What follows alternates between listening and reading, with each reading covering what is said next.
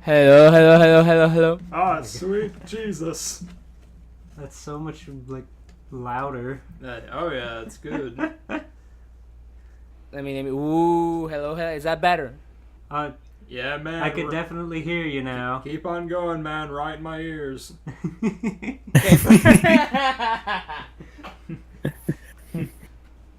There we go. There it is. Disclaimer! Crossing the Line is not a show intended to bully or harass anyone. Do not go out of your way to find or mess with the authors featured on our podcast. They make what we do possible, and we love them. And you. Thanks. Enjoy. So, Steven, my question today for you, which I have written on this huge piece of paper. Obnoxiously large piece of paper. George said, don't write it on the piece of paper that has our Wi-Fi password on it. So I pulled out a piece of paper that's like 2 feet long from below the table and tried to write it without Steven seeing, despite sitting on the same couch. So it's very hard for me to read also, but it'll be fine. Steven, if one day you were thirsty or hungry, drawing porn in your room, and you decided to order a pizza, you called up the pizza man and you delivered the order to his ears, and he came home, he came to your home, and while you were sitting there drawing, you heard a knock on the door. But wait a second. Holy fucking Wait a second. Wait a second, that's not the front door, that's the door to your room. So you open the door to your room, and in the doorway, blocking every conceivable inch of space to the doorway, is the pizza man holding his big hot bag of pizzas. And he hands out his hand and he says, money. And you say, sorry, the money's in the living room, can you step aside? And he goes, nuh-uh, big boy, that's not how this works. You give me the money, and I give you the pizza. What do you do? Oh my fucking god. Why is it? How did he get in my room? How did he get in the house? He says, you're not getting out of this one. You ordered the pizza, you give me the money. He sticks his hand out even further. Who is this charlatan who fucking delivers this pizza? He says, no, I've got pizza, it's getting cold. You give me the money and I give you the pizza. He just has like a timer going down like a Saw game of the fucking temperature gauge. He's looking at you and shaking his head. Fuck, well, do I actually have the money? You ordered the pizza, you have the money, but it's not in your hand, it's in the living room. He's blocking the doorway. I guess I'll have to try and go around in that case. He moves his hand so fast he breaks your wrist on the door handle. Now you've got a broken wrist, and he's sticking out his hand into your chest, jabbing you in the chest and saying, where's the money, big guy? You ordered the pizza, I expect the money. I'd be really fucking upset. Is this Pelo? Is Pelo coming to deliver pizza? Yeah, his hair's sticking out of the hat really funny, and he's poking you in the chest in your broken fucking wrist. Now he's screaming and slapping you in the chest and saying, where's the money, big guy? What the fuck is going on? Pelo, why'd you come to my house to do this to me? What'd I do to you? He said you ordered the pizza. Welcome to Domino's. You're right. I ordered the pizza. It's my fault. That's the problem, you ordered Domino's. Hello everybody, and welcome to Crossing the Line, a fanfiction podcast where we read, review, and critique fanfiction for your listening pleasure. Today...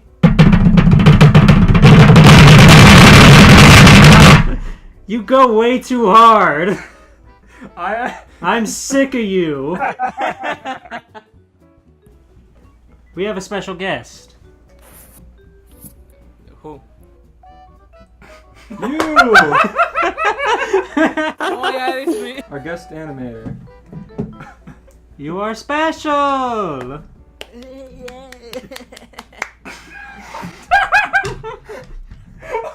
Congrats.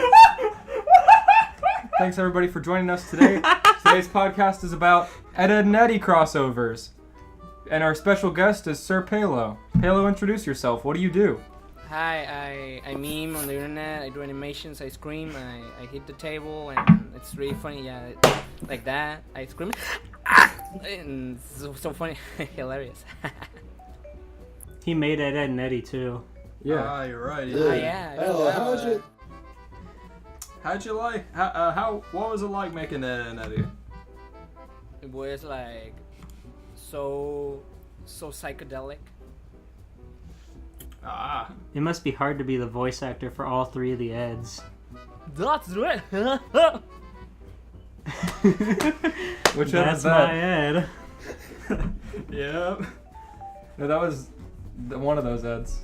You know the one. You know. Yeah, one of them. You know, Edd. Oh shit, do Eddie, man. Yeah, scam us out of a quarter.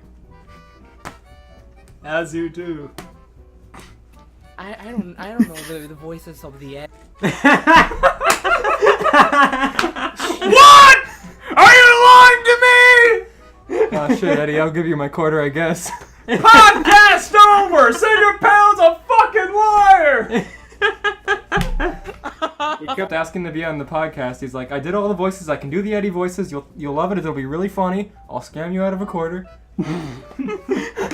That's a bribe. Pelo, you told me! No, I didn't. You told us They're that fucking you lying. voiced Edd, and Eddie! They use an No! ampersand, they don't use and. Dude. No, he voices Jimmy. Ah, you're right. Yeah, not the skeezy fucking Eddie. Hey! Got a quarter? I keep doing Usopp from 4Kids when I'm trying to do any voice. I just go back to Usopp.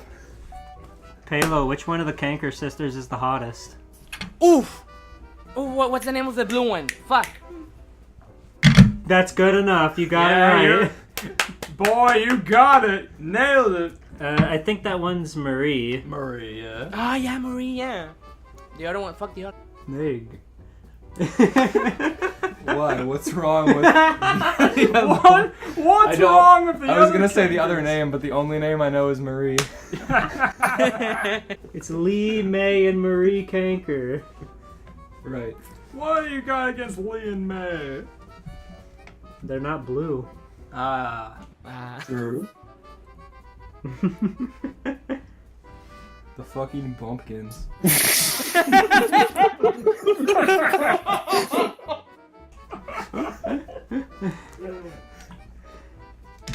No, speed it along. What are we doing? We're reading Edd, Eddy fanfiction. Who wants to go first? I went first last time, so not me. Let's see here, and I think... Okay. Let's see here. I think I went first before that, so it's your turn. Okay, let me pull up my stories.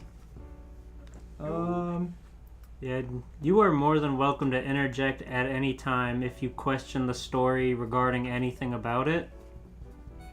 So if anything catches you off guard, you go ahead and just get into it.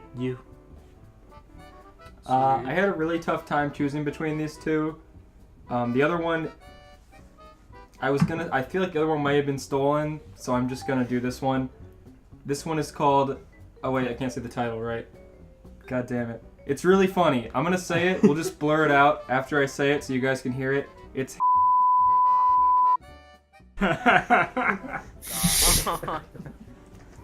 Sorcerer's Jawbreaker. You always pick Harry Potter ones. It's so funny. They make every character this 9-year-old wizard orphan. I can't help it. You picked the Harry Potter JoJo one, the Harry Potter freaking Kingdom Hearts one. Harry Potter, Naruto. Harry Potter, Naruto. Until we do a Harry Potter episode, I won't be stopped. They're too funny. Okay. You wrote your own Harry Potter creepypasta for one of them. Well, we had to write our own. I just wrote a Harry Potter one again. We didn't have to write our own. I chose to write my own because there wasn't a Harry Potter one.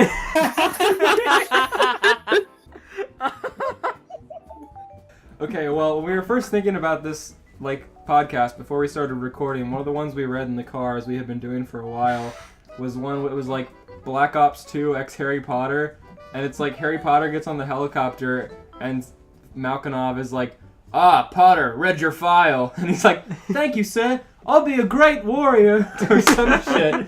And I was like, are you kidding me? They put this boy in a helicopter in World War II or what? Some shit. It was like the cast of Call of Duty Black Ops 2 trying to gun down Voldemort.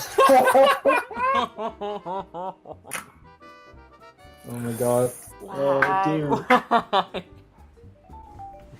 I don't know, man. I don't know. Anyways, to get into it, bring the mic a little closer. This one's... Yeah, I already said the name. Chapter 1, The Uncaring Muggles and the Boy Who Lived. Vernon Dursley was never a kind soul, nor was he an exciting one. Every morning he would get up, put on a boring gray suit and a dull black tie. He would go downstairs, eat 3 containers of bacon, hug his son Dudley for throwing cereal at the wall, peck his wife Petunia, and walk out the door and get into his old Ford minivan. I hate the Dursleys. I agree. Fuck They're the so Dursleys. repulsive. Pelo, do your best Dursley impression right now. They don't have, like, unique voices. This is not the Make Palo Do Voices podcast. Pelo, do the Dursleys, but in your Chilean accent. Do the sound By of Chile. Dursley throwing cereal at the wall. How did you expect me to do that?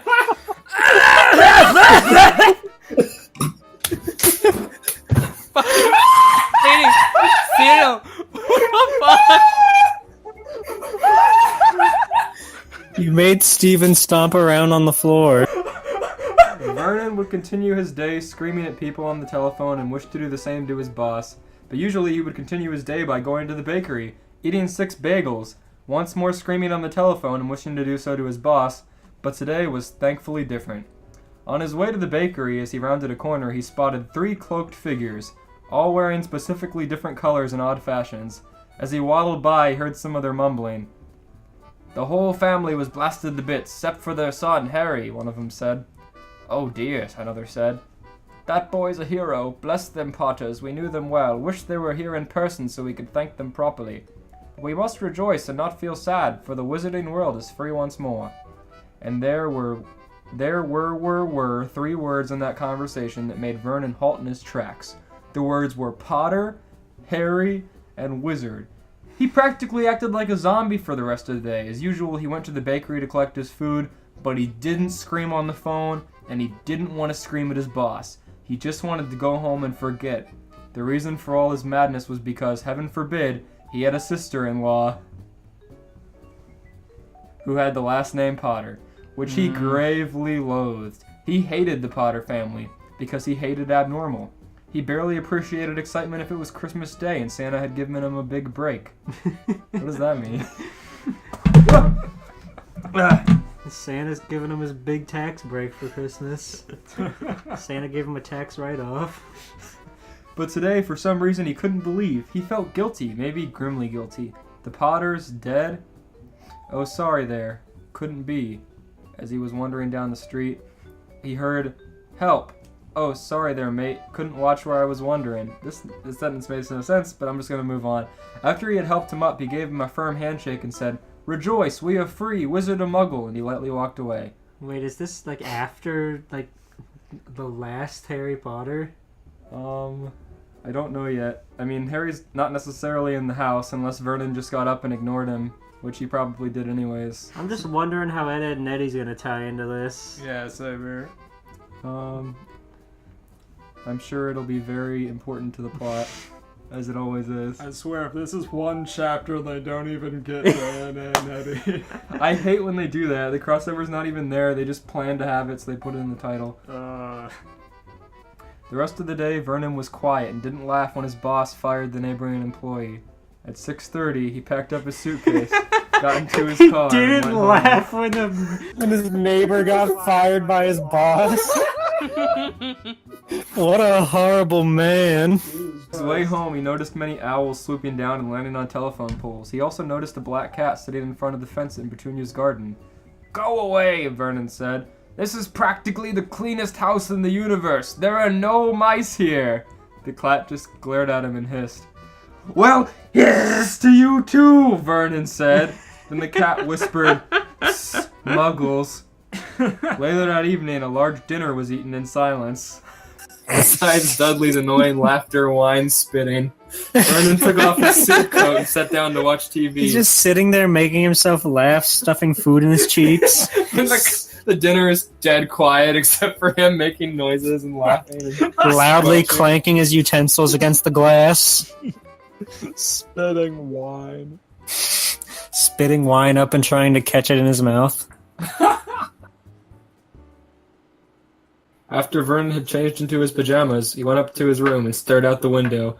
He saw a light. Why is this like from Vernon's perspective? Who the hell cares about the fucking dad of Harry Potter's?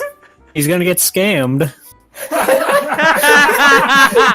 gonna be like, oh no, a quarter is missing, and it's gonna be the end of the frickin' Wizard Edd and Eddy swiping a quarter magically from his pants. Some BS. Mr. Dursley's gonna get scammed. Edd Eddy's gonna be selling more wine for him to drink, and he's gonna spend a quarter on it. It's just gonna be a thing of Dawn. Oh god. He looked at he looked at a light, he thought it was a shooting star. Vernon took a deep breath and said, "I wish everything would go back to normal." Oh, this was just not his day. The light in the sky was not only a light, but two equally sized lights, side by side. They became bigger and bigger and soon began to make noise. Soon a shape was visible around the two lights, a square shape. Soon it was clear that it was a large dark blue van. Flames painted on the side. Then with a gentle bounce landed in a silent screech on the asphalt of Privet Drive.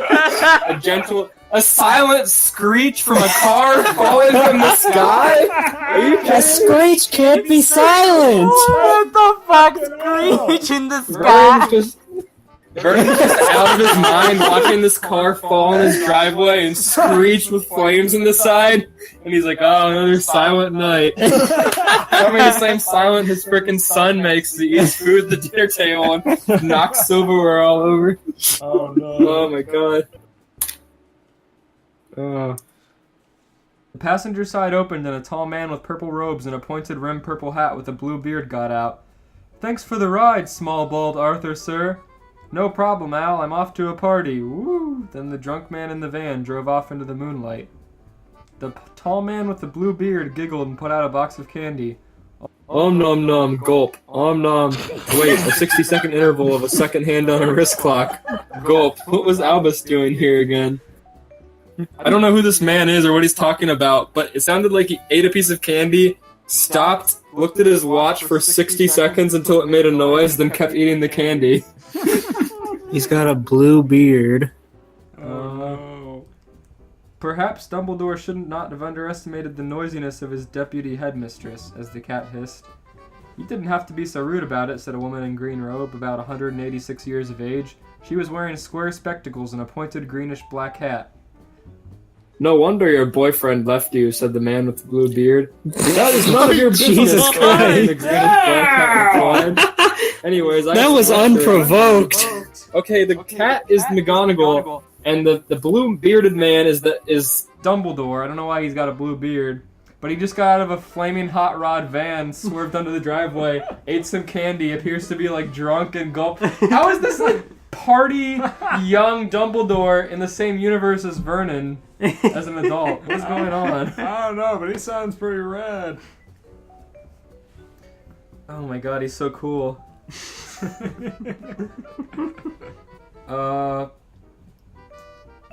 Okay, so the woman starts talking, and it sounds like it shouldn't be something she says, but she says it anyways. What in the godforsaken magical hell of a dark chocolate rainbows do you think you're doing? Leaving a poor, defenseless, wonderful, beautiful, destined to have eye problems and finally be a student that will pass my class 1 year with these... The woman pulled out a bag that said motion discomfort container and made a noise that sounded like strangling a duck into it. Then she tossed it into a nearby rubbish can. Cauldron bombs! What, said Albus? Wait, so is Albus... Albus Dumbledore. Yeah. Right, but... I guess So you know in the beginning of Harry Potter when he brings Harry Potter as a baby to the Dursleys? Right. That's Hagrid. Hagrid does that. But I think what's happening is Dumbledore got like a magical taxi that swerved onto or one of his friends swerved onto the driveway, and he got out drunkenly with Harry Potter like in his arm like a football. And the cat lady was like, "Hey, what the fuck are you doing?" And he's like, "Oh, I'm gonna bring this baby to this house. I gotta deliver it. You wouldn't understand." Like what? What is this weird intro to the Harry Potter universe? But This entire thing has been hard to follow, I gotta say. yeah. See, the circumstances, Professor Woolman, said Albus. I'm gonna start doing his voice as if he's, like, drunk and cool. His family is either in prison or dead, as a doormat. If we simply leave him with any peachy wizard family that comes along, he will be raised to be a spoiled coward, Albus breathed. He,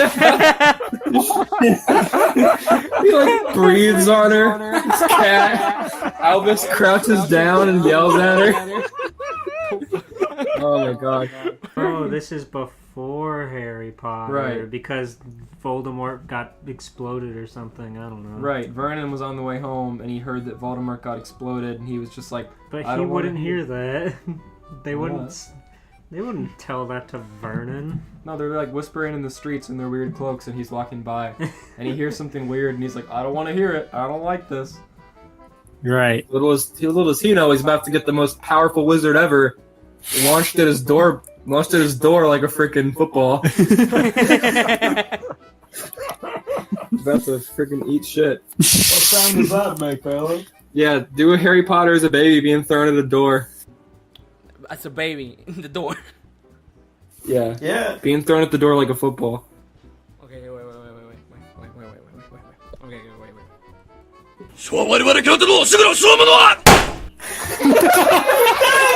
Fucking perfect! Holy hell! Oh my god!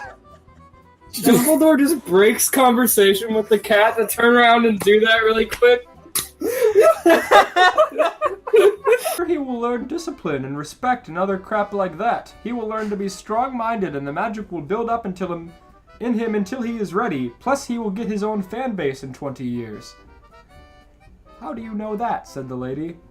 Professor Trelawney told me this morning, before that boy's parents got poofed. Albus looked around. Now where is the hairy beast we call Hagrid? Where's that one that we keep around to tend to the gardens? Oh, as far as you could have sunk, this is the lowest of all. You're really trusting Hagrid with this? Said Professor McGonagall. I would trust Hagrid, ... with my new wool socks and my box of lemon drops combined. Albus licked his lips. Lemon socks. What the heck? There was a I skipped over a lot of like XD random stuff because the McGonagall started making some bad jokes. McGonagall's cool. You're right, but I don't care. Oh my god. There was a rumbling overhead. The rumbling began to sound more like a beat, like the beat of a motorcycle's engine. Oh wait, the radio is just on too loud. Can you prance like a hippogriff? Boomed the short guy on the motorcycle, plummeting out of the air and onto the driveway. With a screech, again on Dursley's driveway. Is Dursley gonna acknowledge this screech? He's trying to sleep. He's not getting up. Dursley's just watching this with his eyes glazed over. No wonder he's so damn angry all the time. Look what transpires overnight. Dursley wished on a shooting star for a normal day, and then he's watching this happen now. With a screech, the motorbike landed loudly onto the driveway. Then the short guy threw his hands up in the air as he sang even louder. Shut up! Screamed McGonagall. The short guy flipped a switch on the motorcycle's dashboard. Sorry about that. Did you bring the package, Hagrid? Albus asked. Whoa. He patted the pockets of his coat worriedly. He couldn't make it, said Hagrid. Then a baby fell from the sky into his arms. The baby wasn't bawling his eyes out annoyingly like most babies do when they plummet from 30 feet in the air.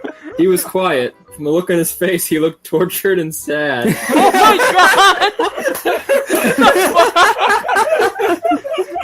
god! Jesus. Threw him 30 feet in the air for a gag when he landed. They're like implying he's done this plenty times before. The old throw the baby up in the air and pretend to have lost him on the drive trick. I found him. He was whimpering in a corner, and I had to drag him out of the house. Obviously, he didn't want to leave the corpses. He probably thought they were still alive and there might have been hope. He was so quiet and obedient. I felt sad for him. He never struggled. He just stayed curled up and quiet and never went to sleep. Hagrid slowly handed the bundle of blankets to Dumbledore as the baby stood awake with low eyes and a miserable expression. The child grew too tired to stay awake. However, he still didn't want to go to sleep. He groaned and looked away from Dumbledore. Dumbledore looked at the child's forehead, which contained a lightning bolt-shaped scar that went all the way to the top of his head, where his hair was parted. Dumbledore reached into his pocket, pulled out a black wool sock, and tightened it around the child's forehead. Aw, said McGonagall. He looks adorable. Why did he do that? Why did he have a sock in his pocket? Give him a bandana. A sock bandana around his soft spot. Now he looks cool. What did he got as socks though? Jesus Christ, I hate this story. Once again, Dumbledore reached into his pocket and pulled out a white letter, then placed it in the bundle of blankets Placing it with the bundle of blankets the child was sleeping in, and placing the bundle on the doorstep. The three figures gave a solemn, sad look, and Dumbledore said, "Good luck, Harry Potter." End of chapter. Also, I That's believe, it? end of the story. What? The crossover was that his name was Ed? Is that he's going to grow up to be Edd Eddy and the Harry Potter universe is irrelevant to the Edd Eddy? Oh! So One of those, yay! He's really stretching for a crossover. That was... Okay, we're gonna give this a rating. Yay, good story! Okay. I'm gonna give this a dirty jawbreaker rolling on the ground because it didn't even get a single lick before someone threw it away. Harsh. Out of 10. I'm gonna give it a really tight sock bandana. It gives me a fucking headache. It gives you a deep soft spot. A deep hot head. This is just like the freaking JoJo one you read where Jotaro Kujo was Harry Potter, but it didn't matter, and Stardust Crusaders happened, and it didn't matter that he was Harry Potter. Remember Stardust Crusaders? Now I'm Harry Potter. Sorry, the title was so funny, I had to read it. To me personally. Look, I don't fucking care. I'm satisfied with the squitch in the sky. Alright, I'll admit that was pretty cool. Yeah, that's true. I give it a description of cool Dumbledore out of 10. It was kind of smelly and cool and weird. It was worth looking at for a little bit, but I wouldn't want to look at it for an extended period of time. I guess. Alright, Pelo, what's your rating? I don't know, a baby falling in the sky, but never. That's it. That's it. That's it, you're right. You just like look out in the window, see this occur, and that's your rating. With everything that happens outside Dursley's window, his eyes glaze over a little bit more until he can't see, and then he goes back to bed. A very tired man. Okay, I've got mine pulled up. I'm just a heads up, Pelo. When we read these, we do read them verbatim. So if any of us ever make like a pronunciation error or grammatical error, that's actually what the person wrote. Yeah, usually. Usually, those kind of people write these kind of things. So. Oh no. Unless it's me. I just fuck my phonics up sometimes. Oh no. Oh no. Listen, I don't like to read. I don't like to read because I read bad. And if it's fucking typed wrong, it's even worse for me. What are you doing? That's better. What are you talking about? Oh, shit. Pelo, We all make the rules. Pelo, I have yet to have an extended conversation with you via like Discord or whatever. You haven't experienced my various misspellings yet. Steven types like a YouTube poop in real life. It's true. Very erratic, and I don't proofread before I hit enter. Okay. Story number 2. Going in. It was a normal day on the Sunny as the Straw Hats were doing their personal stuff. Chopper was listening to Usopp's lies. Frankie and Brooke were singing. Oh, I see you're familiar with this one. Luffy was eating. Sanji and Zoro were talking, fighting. They were fighting. And Nami and Robin were talking. Luffy was eating even more. Until Nami notices something shocked her. Oh, this is one of those ones where they it's written like a screenplay, so you get the character's name and their line, and then the event, then their character name with the line. So bear with me on that. A lot of times they just steal the plot of episodes and replace it with their OCs. It's really annoying. They do. No. Robin. What's the matter, Miss Navigator? You seem upset. Nami points to an island the boat is heading to. I don't like that one over there. Nami's bony finger points at the island. Chapter 2. Chapter 2? Wait, that's it? That's No, it? that was chapter 1. What A the lot happened. I like that Usopp lied. He's got to get that Pretty quota good in. Robin fucking breathe. Chapter 1. Okay, here we go. Chapter 2.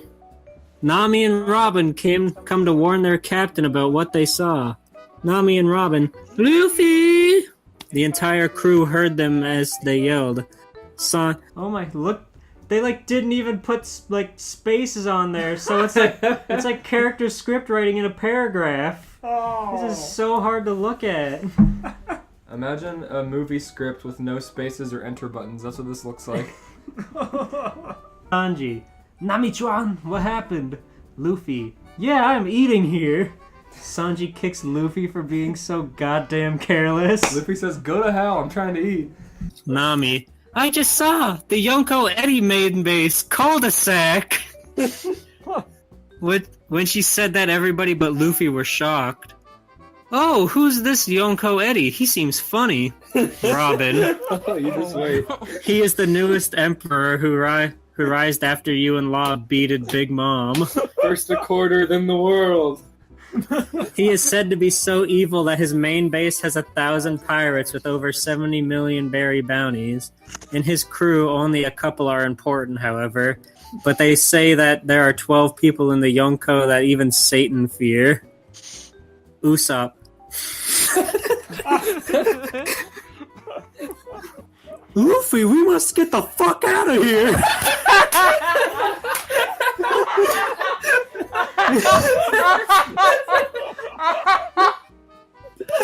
Hello, my friend.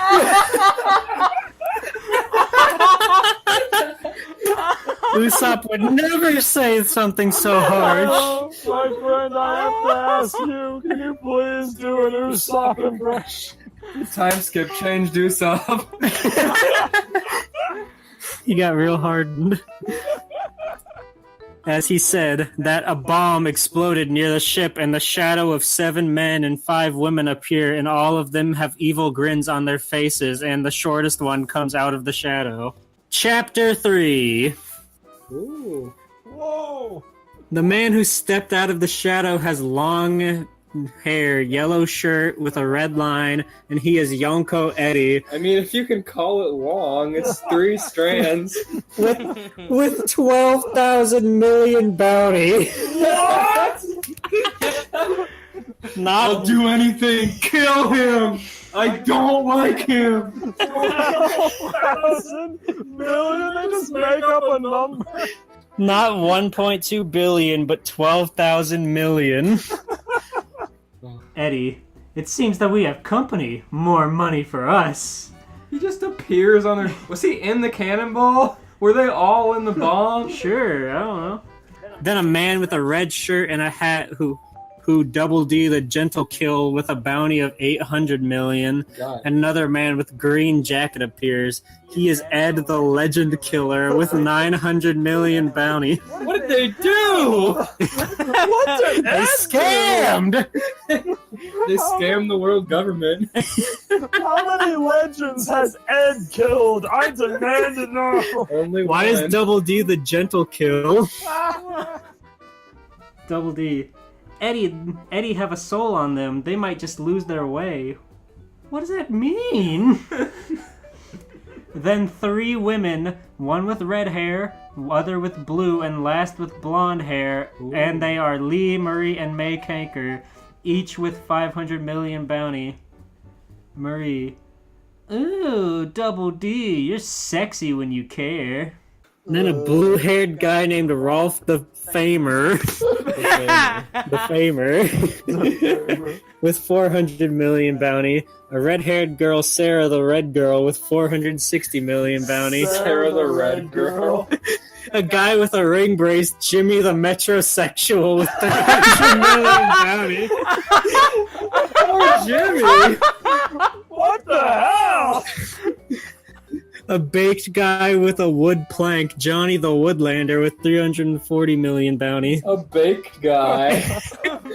For the record, it's spelled B-A-K-D. Oh. Sarah.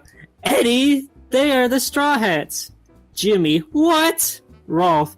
They helped us become Yonkos by beating Big Mom. Shouldn't we spare them? Johnny. Plank says we should. Then a guy with a red hat riding a motorcycle with a woman with blonde hair with only bras and panties. They are Sexy Naz with 360 million bounty, and Kevin the biker dorkbuster Kevy with 700 million A bounty. motorcycle under their ship! Yeah! What the fuck? Just ride down the smoke! Kevin, they seem like dorks. We should kill them.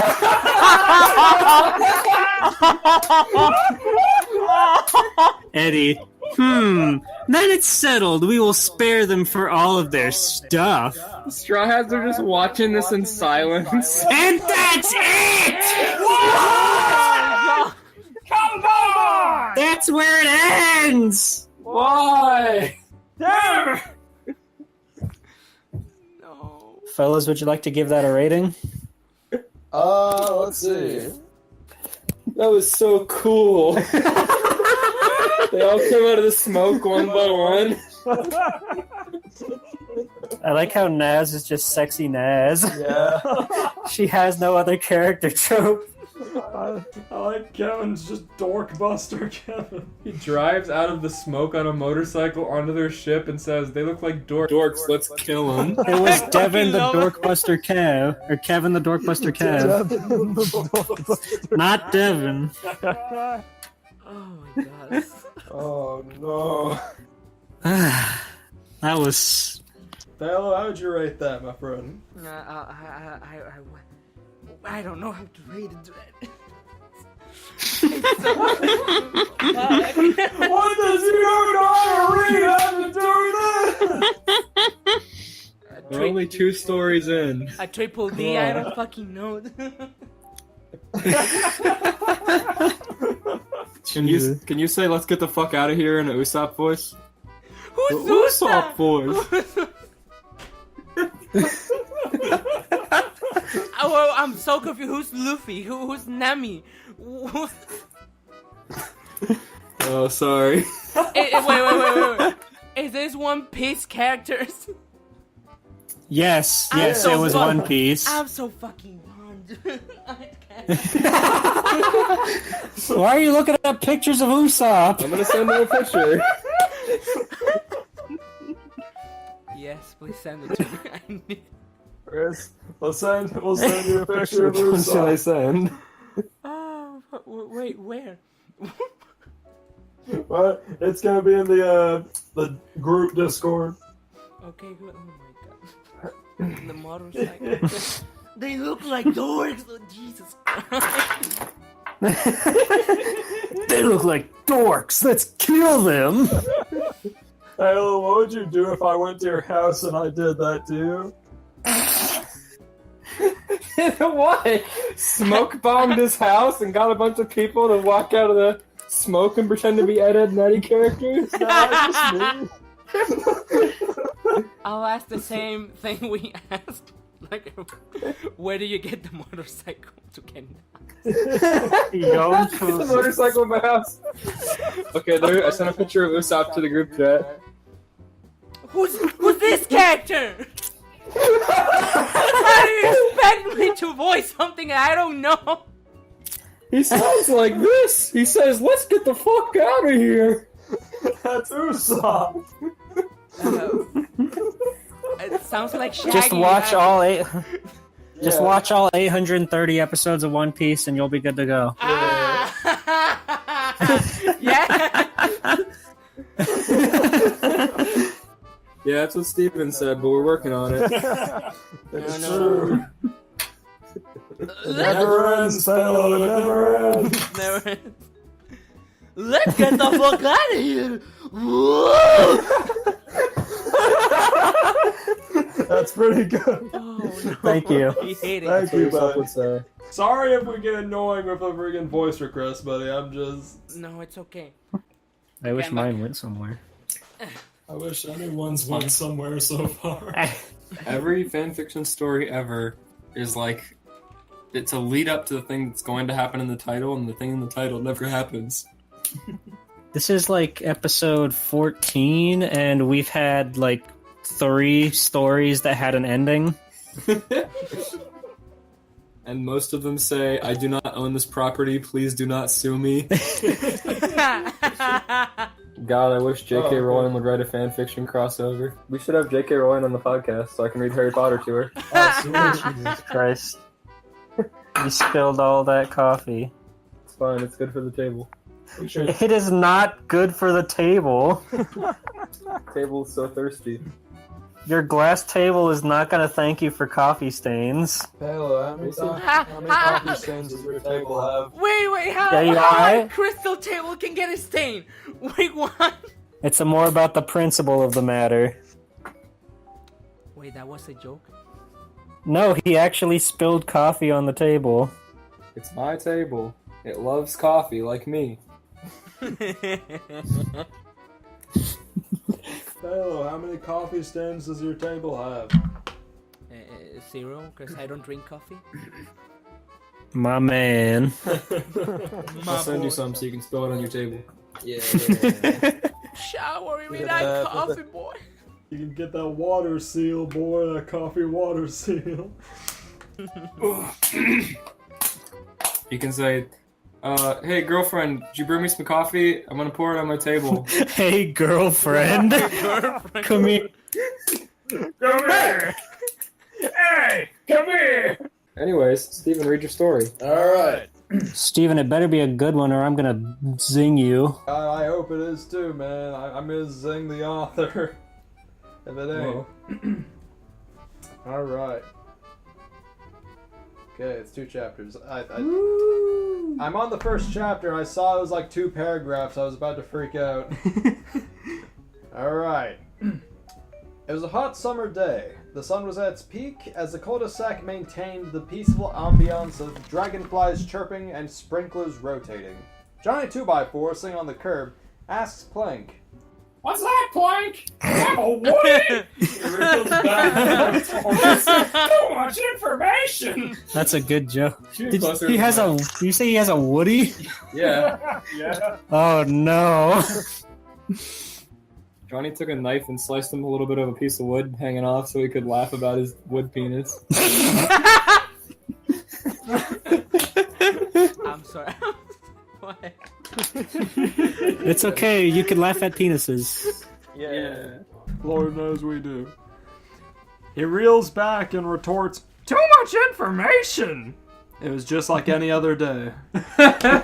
He does this every single day. Never gets old. Makes the same joke. Plank laughs, he laughs. Plank laughs. Then, a garage door started to open with a suspenseful metal creak, only to disturb the neighborhood with a sudden blare. Are you tired of dirty money? Afraid the homeless guy's change cup is filled with AIDS? Step right up! Get your quarters cleaned for 25 cents a pop! That's pretty good. Eddie was standing on top of a crate advertising his quarter cleaning service in front of a shoddily crafted excuse for a lemonade stand, posting a sign that read, "Clean your change, f***it!"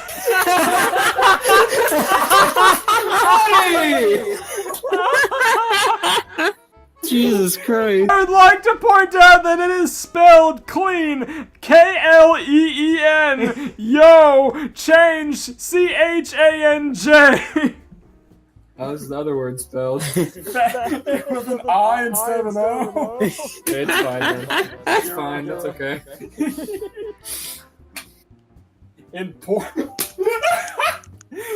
The sign that read "Clean your change, faggot" in poorly imitated, painted on Comic Sans. That's disgusting. He paints perfect Comic Sans but can't spell.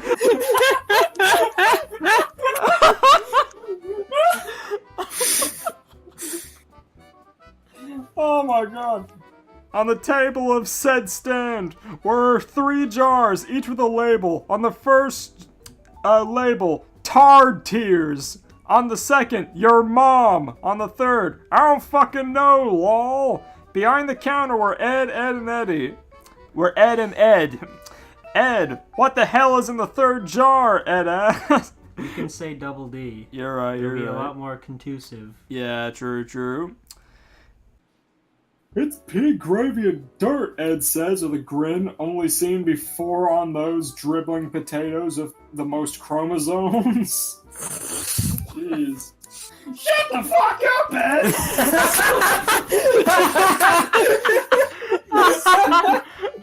Jesus Christ, Double D. Double D slant-eyed looks at it. Oh, fuck off! That was Eddie! Oh!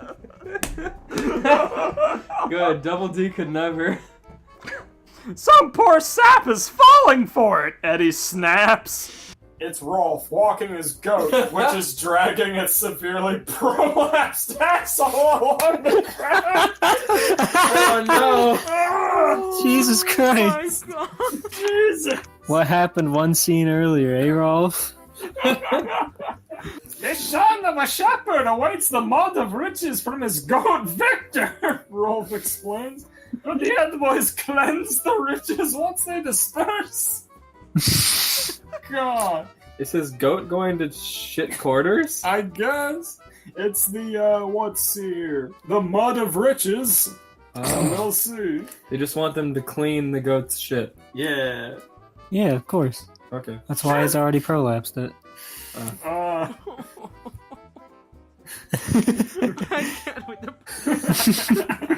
You're just like trying that? to think of like what that looks in the Edd, Edd and Eddy art style, and I'm not happy with it.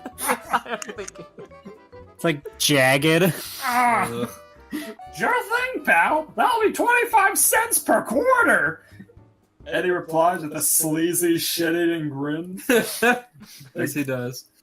The goat begins to heave as his shit crawls through the prolapse tube like a snake that just ate a fat rodent. Except if it were puking it up. The shit plops down, disgusting and smelling as vile as it gets. Good lord! Are we really gonna pick quarters out of goat shit? Double D whines while Whoa. the sight of stench of the poopy. Double D would use much smarter words. Quit your bitching, socket!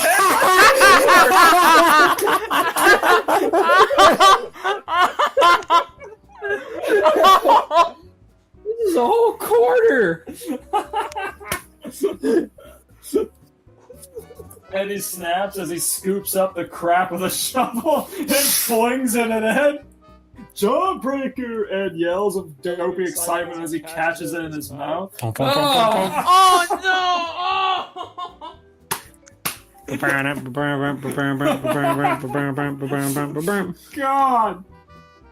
I think think I'm gonna be fucking sick, Double D starts as he reaches over, pukes into a bucket. The chocolate jawbreaker doesn't taste like chocolate, Ed says as he spits out a full $19.75 worth of quarters into a third jar. That's a lot. Yeah. That is, my No god. wonder his goat prolapsed. Ed, after pulling thick rubber gloves onto his germophobic hand. Double D, after pulling thick rubber gloves onto his germophobic hands, winces and gags as he reaches in and grabs gross quarters from the jar. Ew, fuck, gross. I mean, you don't have to be germophobic to not want to touch that. Yeah. Ed cleaned them. Yeah, how clean do you think Ed's mouth is? No, mouth, no. Oh, god. Oh, fuck you. Oh my god. With the mouth, no. Roll-ups! Oh no. Hey, where the hell did Rolf go? Eddie asks as he scratches his nuts. He just leaves. He's just scratching through his jeans. His long, like, saggy, thick jeans. Gross. Double D sighs and gives him the bag of change. Don't know, don't care. I need a drink. Well, in that case, sucks to suck. We're filthy fucking rich now, Eddie exclaims. Jawbreakers, come to Papa! The Eds then begin their walk of shame to waste all their hard-earned money on just candy. That's what I call a shitty salary, Ed says with a dopey, shitty grin. Quite literally, I might add. Alright. Chapter 2. Is this a crossover? This is a crossover! Yeah, it says it's crossover. Maybe that's this chapter. I hope. Not that Yeah. I'm not enjoying the story, but I don't know where it's going. I liked mine when it was just the very last word of the entire story was a crossover joke. The prologue chapter was pretty good. Let's see what chapter 2 is, with literally no paragraph formatting. Oh. No spaces or enter buttons again. That is just a God. wall of text. I'm gonna do my best here. Meanwhile, in a cage back at the house, two former lab rats witness the dozens of quarters the Eds plundered just sitting in a bucket in the garage. Wow, Brain, look at all of that! How much do you think we could buy with those? Brain scratches his chin as he thinks of a brilliant scheme. Pinky, are you pondering what I'm pondering? He says with a grin. Oh, now I see. Use the money we get from the Eds to spend on blackjack and hookers and drown ourselves in cards and pussy? Pinky This replies. is an awful crossover. Why Why are they stealing from children? Why Pinky in the brain? His massive intellect is gonna steal $19 from a child. 19 smelly dollars and change. 19 shitty ass dollars. Aren't they like 3 inches tall? They can't carry all that. Why does Pinky want pussy? Why a baby has money Well, in okay. the first place? Brain blinks and winces. What? No, not that. What the blasting hell is your problem? He shakes his head and continues. Anyway, we take those coins that they procure after cleansing them, use them to buy a whole building full of automatic coin cleansers, and make a business in cleaning quarters to harness the funds in order to rule the world. The brain laughs maniacally at this seemingly genius plan. Gee, Brain, don't you think that's a wee bit stupid? Pinky passively refutes. I mean, who would accept payment in wheelbarrows full of quarters? It would cost as much as transporting these coins as they were worth as it is. I'm better off just using it for something fun. You know, take a holiday. And before he could continue, Jeez. Brain slaps him across the face. Focus, you fucking twit. Brain bars. It's $19! You can't buy a building or machines! You can't take over the fucking world. In change. Pinky snaps back at Brain. Hey, fuck you, Brain, you wanker! Narf! Narf at me one more. Narf. Stupid thing he does. Narf! Narf at me one more time, you worthless pile of bird shit, Brain threatens at Pinky as he rolls up his sleeve. Where is this going? He doesn't have a sleeve. He's making fun of his speech impediment.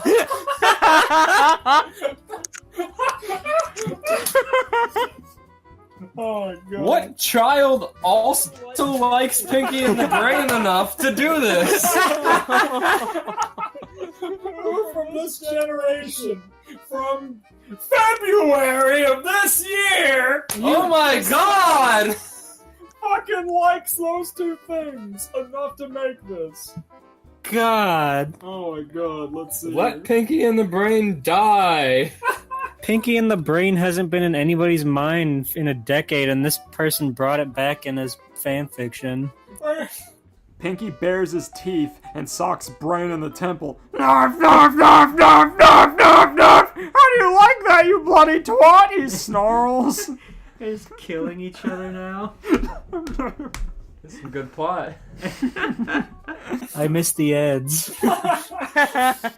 Brain lunges at him like a chimpanzee ready to rip a man's face off. A thick-headed man. And they start going at it in a cloud of smoke. Brain latches onto Pinky and starts beating his head.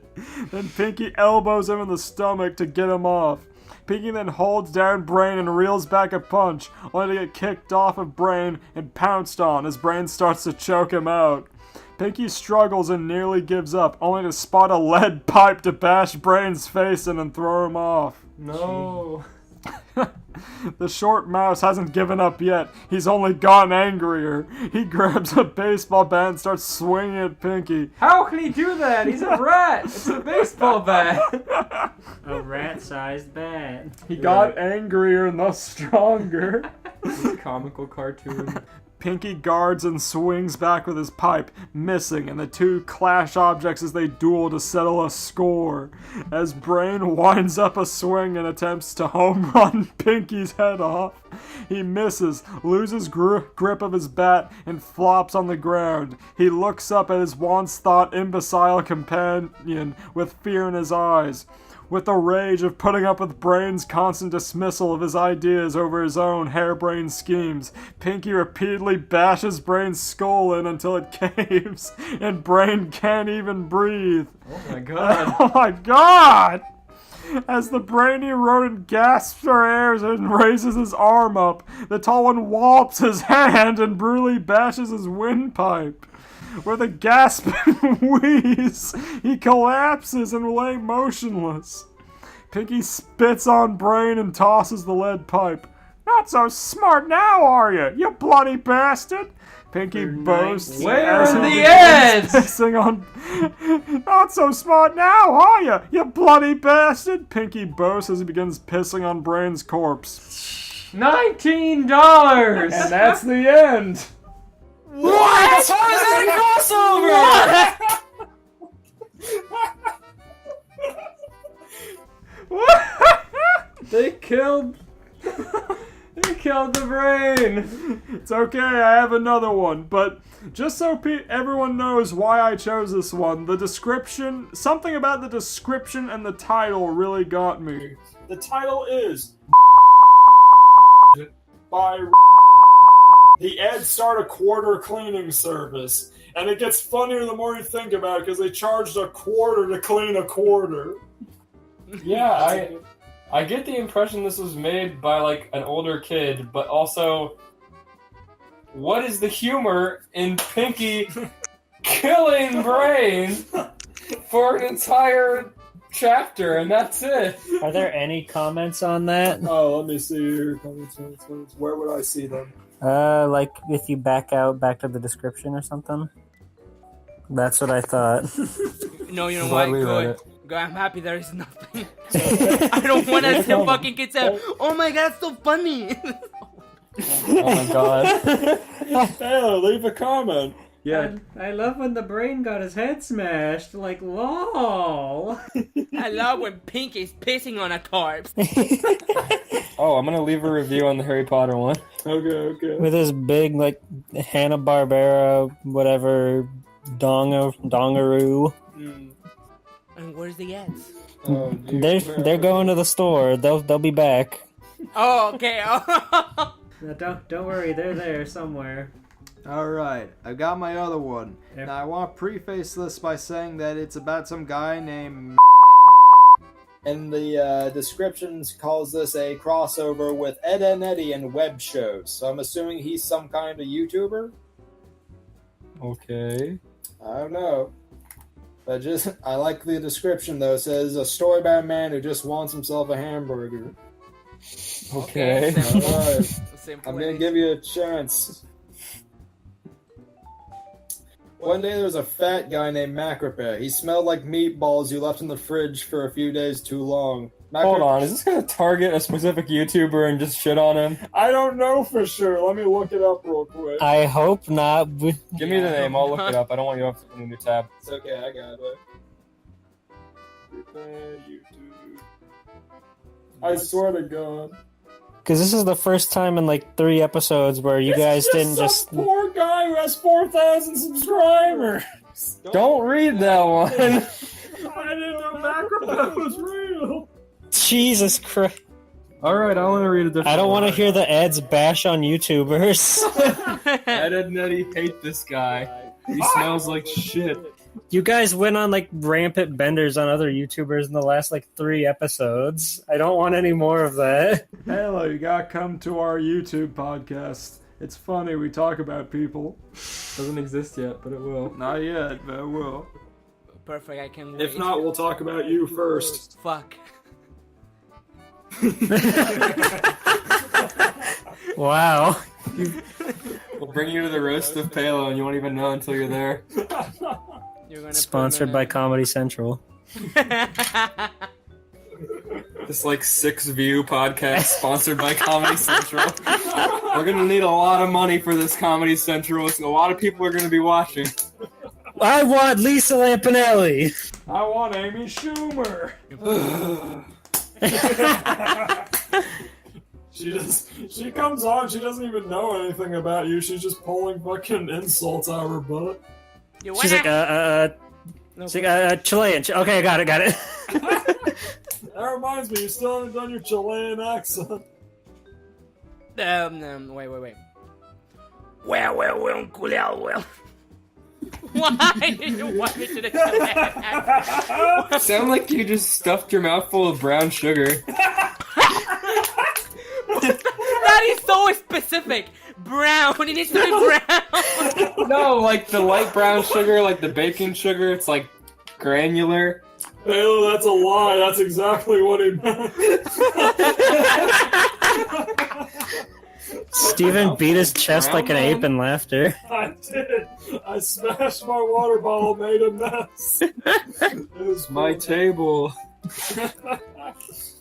Halo, I'm sorry that I made you do that. It's just that, like, that's one of the best things from that one subscriber video you made, I remember. Which one? What the fuck? You made like a subscriber milestone video, and like all of a sudden you said, "Oh, maybe he's a Chileno," and then you like scrunched your afro into a small sombrero and did that exact same impression. Yeah, I remember. Oh my god, I remember. I kind of just funny. Like, okay, oh fuck, what is the name of this monkey on Cartoon Network with a whistle? Oh fuck, what's the name of him? A monkey with a whistle? Yeah. Um, He's the creator of Cow and Chicken. No. Camp Laszlo? No. My gym partner's a monkey. The fuck, I don't know. It's a monkey with a shirt. It's just like, it has a J or something like that. Okay, this is my gym partner's a monkey. Does he have a hat? No. Well, you know what? Let me find it. What does he look like? Like, what color is he? Gray. Oh, okay, he's gray. Is that wild thornberries? It is wild thornberries. Is it like striped? Oh, yeah. Oh, the monkey from Dexter. Dexter? No! Chicken and cow, remember Why chicken and looked cow? up monkey? Don't look at my screen when I'm googling monkeys. Wait. No, the Wild Thornberries monkey doesn't have a J on his shirt. True. Okay, there we go. There Gray we go. monkey cartoon. There we go. I fucked up. It wasn't a J. It was two letters. It's okay. There we go. This fucking monkey.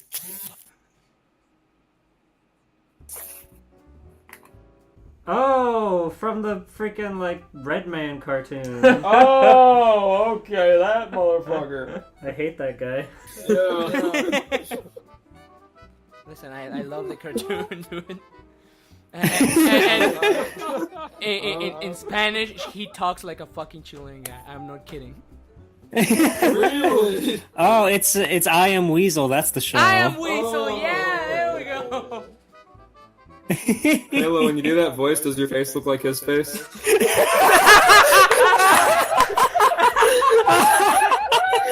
Jesus Christ. You don't have to answer that. He's making the most shit-eating grin on his side of the computer, I assure you. Palo's making that exact face right now, and we can't even tell. That's too good. Oh my fucking god. Bella got a good picture for you. Just you wait. Oh my god. Did you have something else you wanted to read? Yes, okay. Oh yeah. Once upon a time in a dark purple house, a 16-year-old boy named Ed is laughing and playing with his dinosaur action figure, who has been Ed's best friend since Eddie and Double D got gunned down by an angry customer from one of their scams, named Kevin, 1 year ago, who had subsequently been sentenced to life in prison. Ben had mourned the deaths of his two best friends, Eddie and Double D. They just straight up call Ed Ben now, so by the way, it's Ben 10. Fucking whatever, I guess. What? Eddie was a cerebro-crustacean hybrid who was capable of shooting lightning from his brain, and Double D was a Kinoseleran hybrid capable at running 400 miles per hour. That probably makes sense if you were like a really big Ben 10 fan, I guess, whatever, and is still grieving. Sarah, Ed's younger 13-year-old sister, Sarah was never supportive and has made fun of their deaths. Ed stopped playing for a moment to remember the day his two best friends died. Okay, so he's 16, his friends are dead, his sister's making fun, he's playing with a dinosaur toy, very mature, 16-year-old boy things only. A 15-year-old boy wearing a dark green jacket is in a blue and white waiting room at the hospital. Ed is eating his fingernails away and is occasionally punching a wall out of stress, causing big holes to form in the wall due to his super strength. Jesus! Oh my He's just biting his nails and slamming holes in the wall. Ed was waiting for the doctor who was operating on Eddie and Double D in an attempt to save them. Both at the same time, I'm sure. What is this thing you sent to the chat, Palo? I'm so upset. Why'd you do that to him? My computer's Discord just crashed opening that image. I saw it for like 1 second.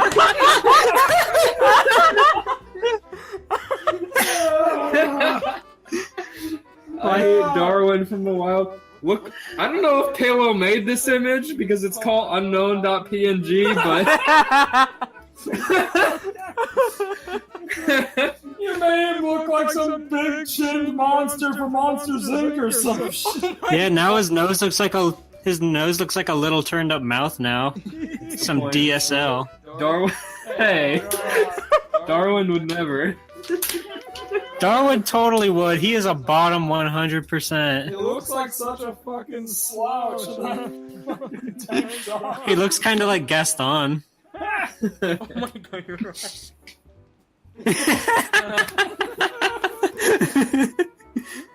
Gaston with black lips. Okay. I'm looking at the. You did that in under a minute. I'm looking at the timestamps.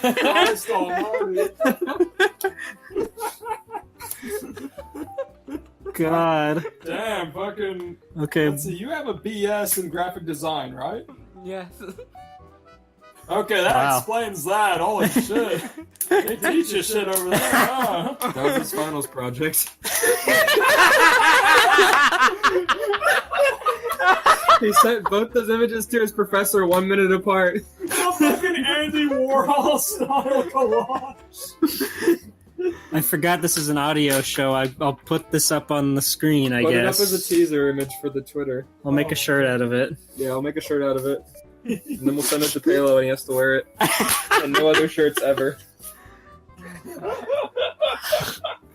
Oh no.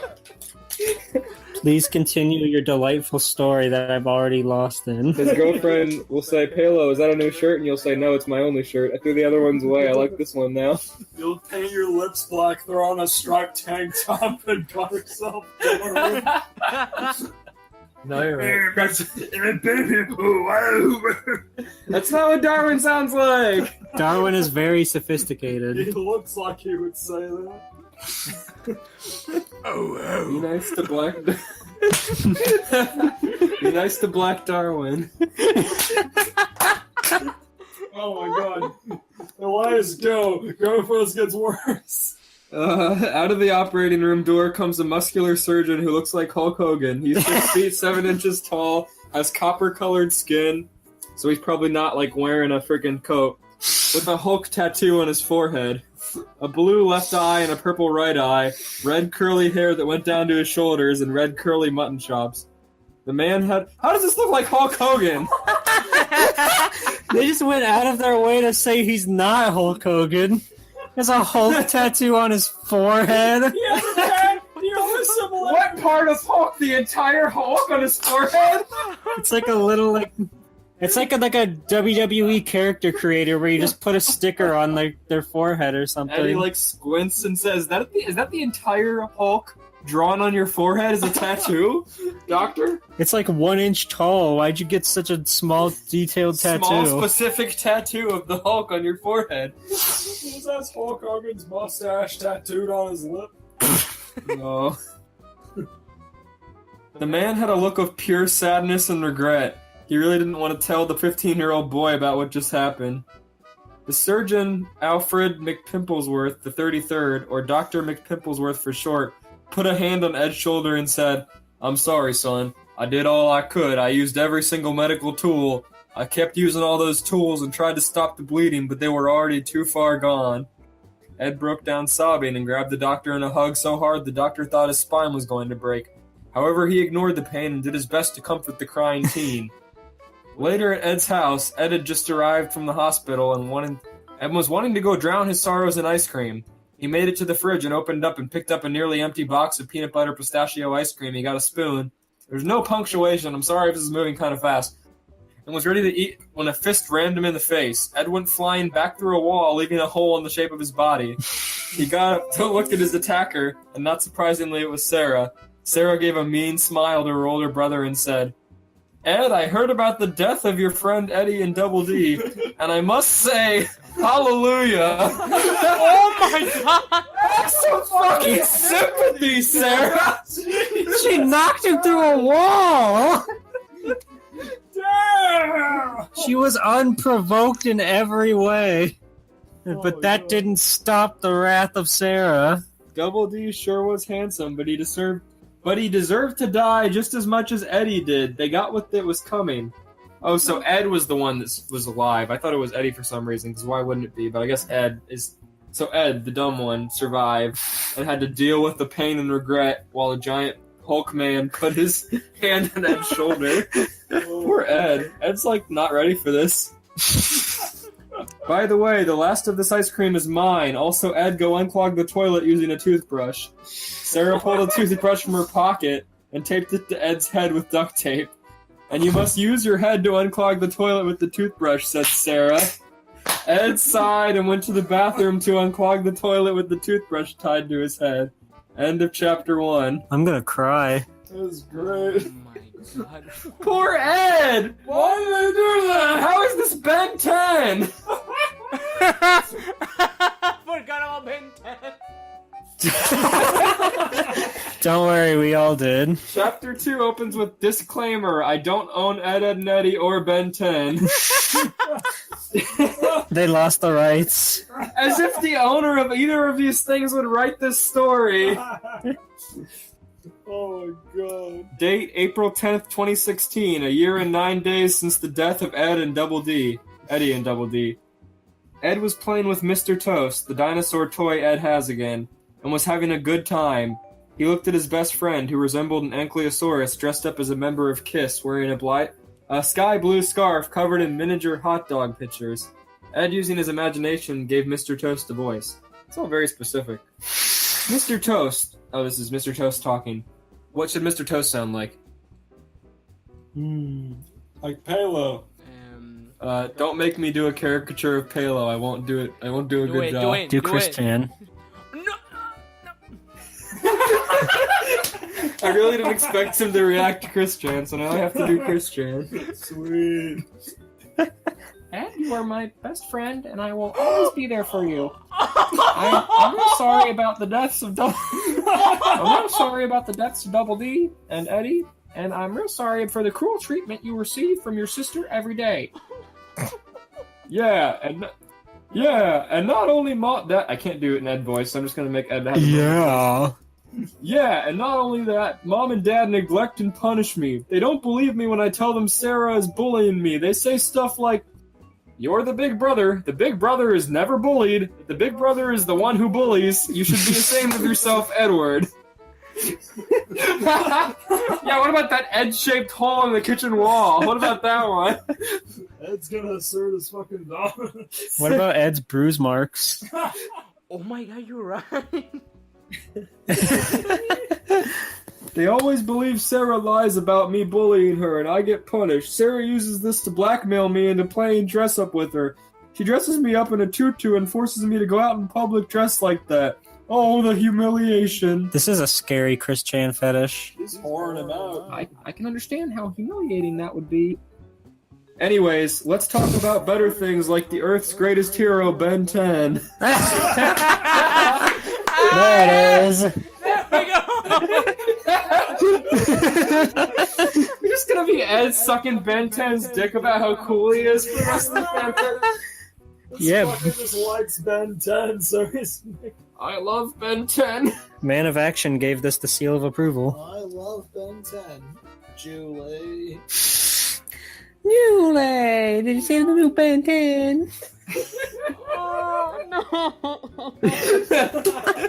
I'm probably the worst of these three at doing a Christian impression, so be thankful I have to do it. It's not good to hear.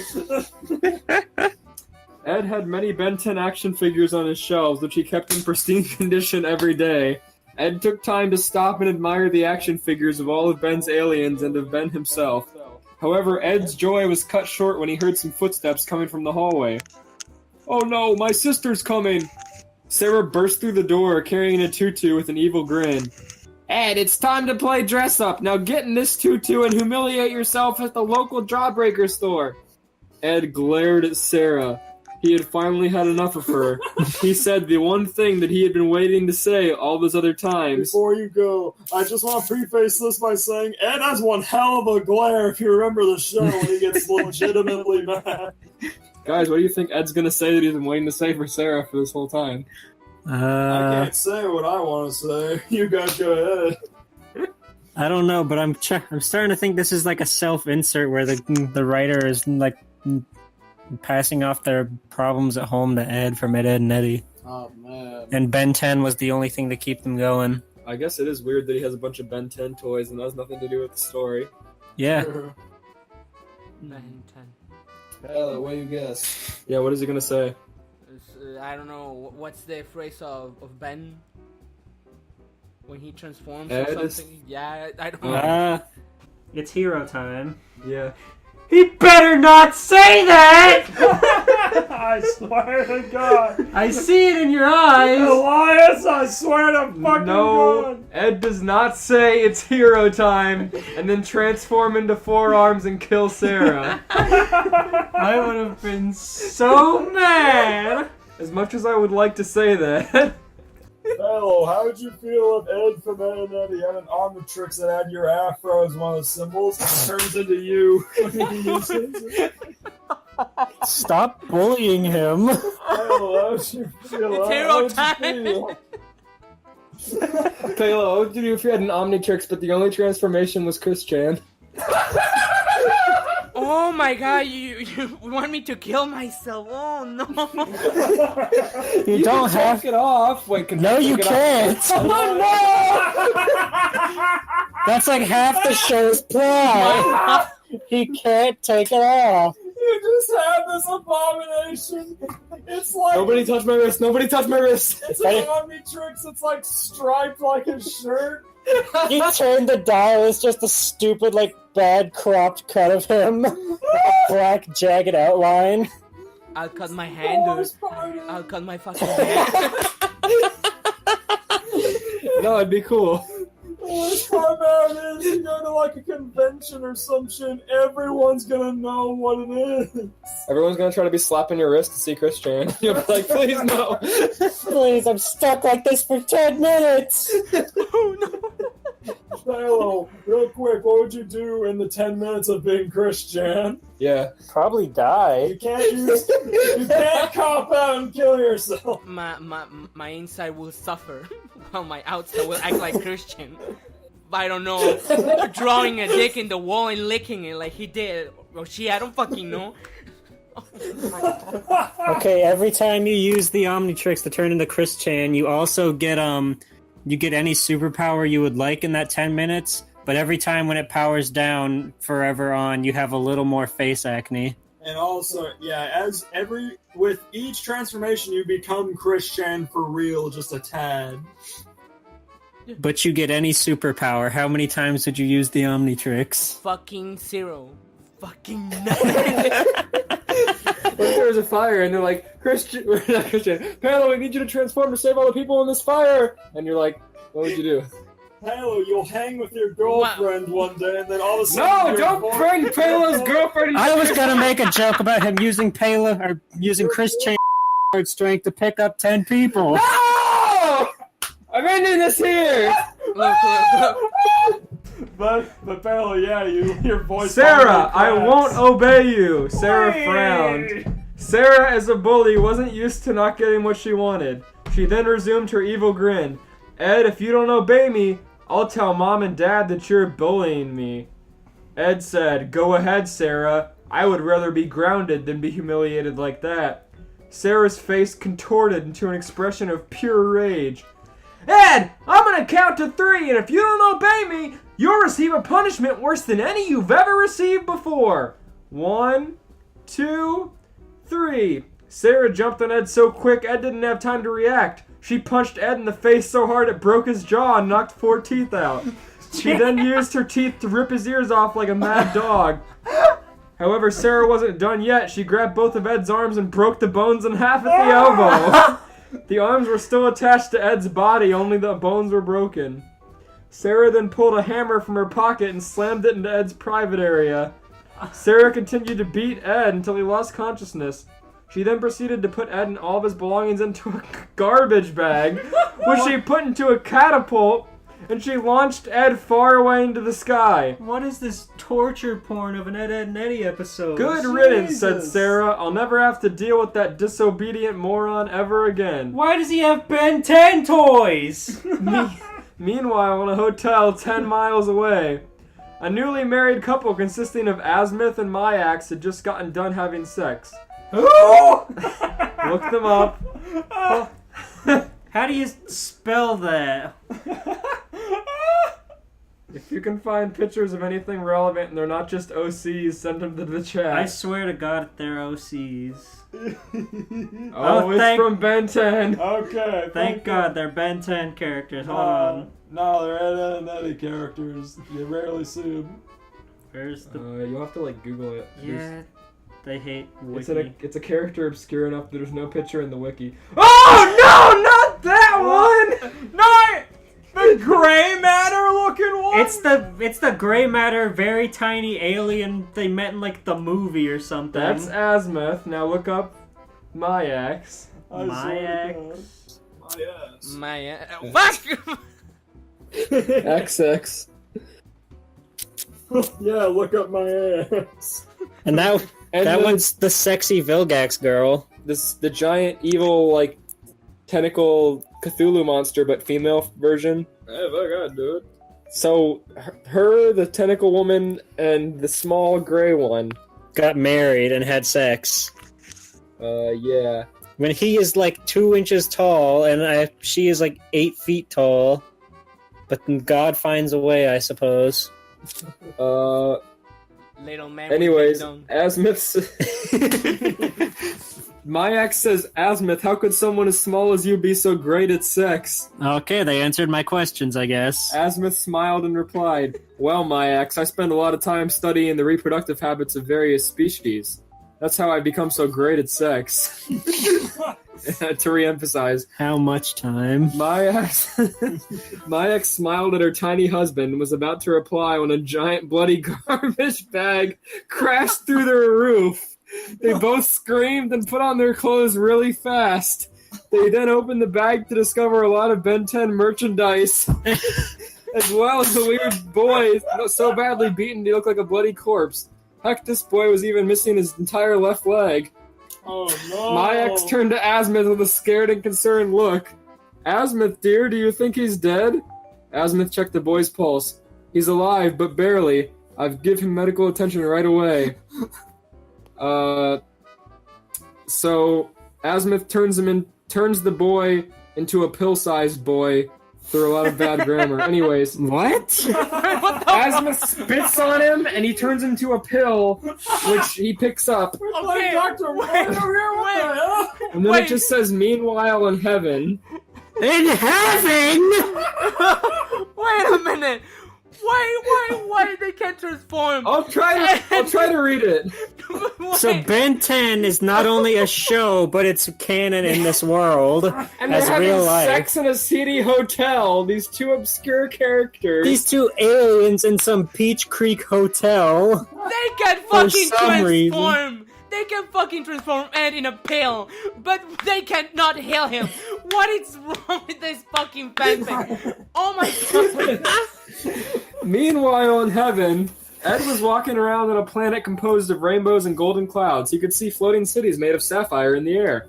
He could see angels soaring in the sky made of diamonds and purple gems. And he could see a mixture of humans and aliens wearing robes, talking to each other and having fun. Ed then heard a familiar voice, one he thought he would never hear again. Hey, Lumpy. He then heard a second voice that he thought he wouldn't hear again. Ed, over here.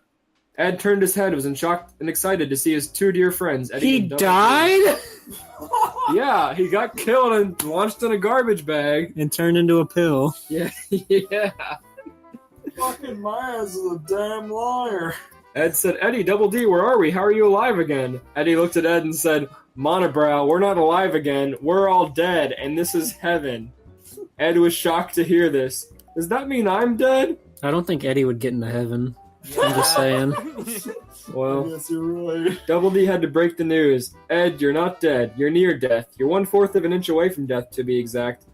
And I'm sorry, Ed, we can't be together yet. It's not your time to die. You have a long and happy life ahead of you. As well as a great destiny, you must return to the earth and live again. Ed didn't take the news well and began sobbing. A happy life? What happiness? Ever since you two died, I've had no friends, and Sarah's bullying has increased tenfold. What about true? the- She ripped his ears off and broke his arms. She took his Yeah. fucking leg. It's kind of hard to call it bullying at this point, if we're being honest. Jesus. What about that dinosaur toy I gave you for your 13th birthday, Mr. Toast, you called him? Has he been keeping you company? Ed gave Eddie a tear-filled smile. Yeah. Yeah, that Christian toy really does a number on me. Ed is so articulate in this story. I gotta say. Anyways, a couple paragraphs later, Jesus opened a white portal and gestured Ed to go inside. Whoa! Jesus! You can't just cut forward! Wait a damn minute here. Okay, no, you're right. I should just... You can't just cut to where Jesus is there. It's funny. Eddie started explaining how they knew that Ed's life was going to get better. Sockhead and I have been living in heaven for a year and 9 days now, and we've made friends with Jesus, and he told us how your life is going to get a lot better. You're going to become a superhero and become friends with your idol, Ben Tennyson. You're going to get a cool device that will allow you to turn into aliens. You'll get adopted by a couple that will love you with all their hearts and respect you. And to top it all off, you're gonna get a smoking hot alien hybrid babe for a girlfriend. But don't take my word for it, take Jesus' word for it. In a flash... I want to see Danny Antonucci draw Jesus. In a flash of light, an olive-skinned man with shoulder-length brown hair and a beard wearing a white heavenly robe appeared. Ed, my child. No, wait, yeah. Ed, my child, your friends are telling the truth. You've got a wonderful life ahead of you. And you will find true love. Trust me, Ed, your life will get a lot better. You must return to Earth and fulfill your destiny. Ed, with tears in his eyes, nodded understandingly that he will have no choice, but at the same time there was a spark of happiness in his eyes. He knew his life was going to get better, and he couldn't wait to see what happened. Jesus opened a white portal and gestured Ed to go inside. With one last verbal goodbye and a wave to his dead friends, Ed stepped through the portal. Meanwhile, on Earth, Myax and Azimuth were crying and also having sex. They then used the mind-reading device to learn how Ed had gotten into that condition in the first place. Crying while having sex. And seeing the sadness and loneliness in his life, and seeing the neglect he received from his parents and abuse he received from his sister had brought them to tears. Are Myax and Azimuth going to adopt him? Oh. Azimuth, you know how all of our attempts on having a child have failed? Why don't we adopt him? Azimuth was about to protest, but then he thought about it and agreed. Yes, Myax, we could give him a home and a loving family, and I think he is the perfect person to wear our new Nematrix. Ed then woke up to the Bacta tank, and he noticed he was wearing a breath mask, and his clothes were shredded. His body was covered in a foul-smelling jello-like substance, and noticed two aliens on the outside of the tank. He immediately recognized Azimuth, the creator of the Omnitrix, and Myax, Azimuth's assistant. They had visited the Earth a couple of times in the past and appeared on the news. He also saw a news report a couple days ago that they had gotten married and were going to have their honeymoon on Earth, and specifically Peach Creek, Oklahoma. I don't think that would be on the news. The news loves them. Oh, dear. They're like the royal family. Creators of the Omnitrix, known far and wide. Ed was starting to have a fangasm at the sight of the creator of the Omnitrix, but before he could react, Azimuth spoke up. Edward, Michael, McCamahamastain Jr., or Ed for short. I learned your name from the mind-reading device I used to search your memories. I'm sure he did.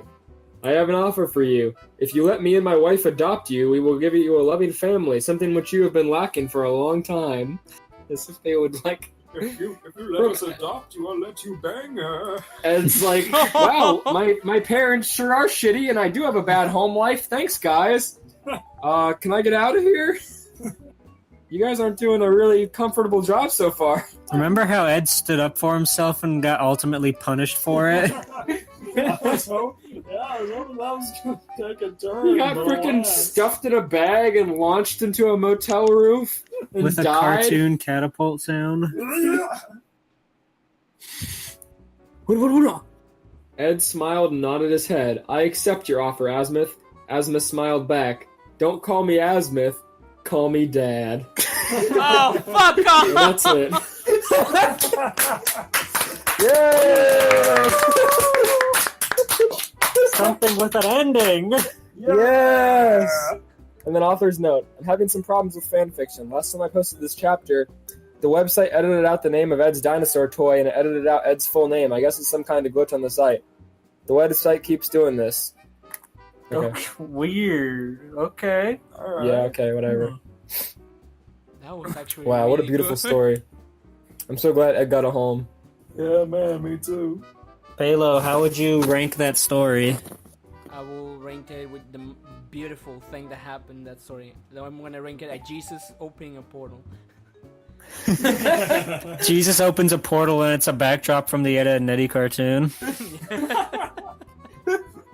He opens the portal and it's fucking It's his a sister. seedy motel with a couple of aliens in it. That He's is like, alright, get in. Go there. It's like, it's Crying better and there, having trust sex. me.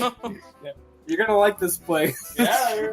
It's cool. Trust me, I'm cool. You know me. I should have said Ed though, being Christian. Oh, man. I like that doctor in the beginning. I'm gonna rate it that doctor's cool tiny Hulk tattoo on his forehead out of 10. I forgot about the top. The doctor that's just like that. Didn't have like different colored eyes, curly hair. Said he looked like Hulk Hogan, but he didn't, and also had a Hulk tattoo on his forehead. Oh my god. I'm gonna rate that 20 out of 10 teeth. The 10 being the teeth that got knocked out of his damn skull. That was rough. Oh, so good. I'm gonna rate that hot 2-inch sex. Yo. All of our attempts at sex have failed. You're really good at it, but you don't got very much sperm down there, young man. Give me a fucking break. He's just like sitting there, like he's old. He's like in an adult-sized armchair, but he's still 2 inches tall, like in a wife beater tank top. But he just like, give me a break. He does the Al Bundy, puts his hand in his pants. Smoking a cigarette. Give me a break, woman. Jesus. You said it was good. What more can I give you?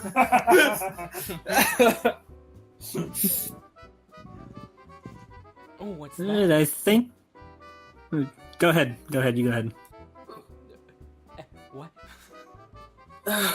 Yes, you, Pelo. You can speak words. No. I was saying, what was that? I heard like. Oh, I almost threw up when I started trying to talk in the voice of the small old man. it is true. I said something really funny, and he snarfed some water. You said the old alien man in an adult-sized armchair, but he's only 2 inches tall and he's in a wife beater. That is pretty funny. Oh, jeez. Alright, I think that's gonna wrap it up for tonight, fellas. Alright, man, awesome. Yeah. All right, thanks for being a guest star, Pelo. It was nice having you on. No, Hello, it's a awesome. pleasure. Thank you, man. It's a pleasure. Thank you for inviting me, and sorry for not doing my homework. Oh, it's fine. It's okay. It would be more work than worth it, probably. It's just go to thefanfiction.com, click crossovers, click a name, and just read one with a funny title. As long as it's not like 10,000 words long. Most of the time, no matter how bad it is, it's only better that way. If you ever want to come back on sometime. I'm Yeah, scared. totally. I'm scared for going there. I'm really scared. I don't want. You're gonna go to brain fanfiction.net. again. There's gonna be 1,000 crossovers with Sr Pelo TV. No. I'm checking that shit right now. You probably don't want to do that. Oh, I want him. One part of Oh, me no, is like, no. I want to know, but another part is like, no, please don't do it. Why are you both looking it up? You are looking. Oh my god! Stop! I'm killing the This one's podcast. called Pelo Gets. Hey! Hey! This one's called Pelo Says. Thank you guys so much for tuning in to this delightful episode. Once again, Pelo, thanks for stopping by. I hope you had a fantastic time. It sounds like you did. You giggled a lot, and I enjoyed hearing that in my earbuds. Loved it. In my ears. Good. There you Yeah, go. we love your work. Oh, We'll thank see you around. Thanks for being on. you. Thank you so much. See you Yeah. on Moki Gets an Omnitrix.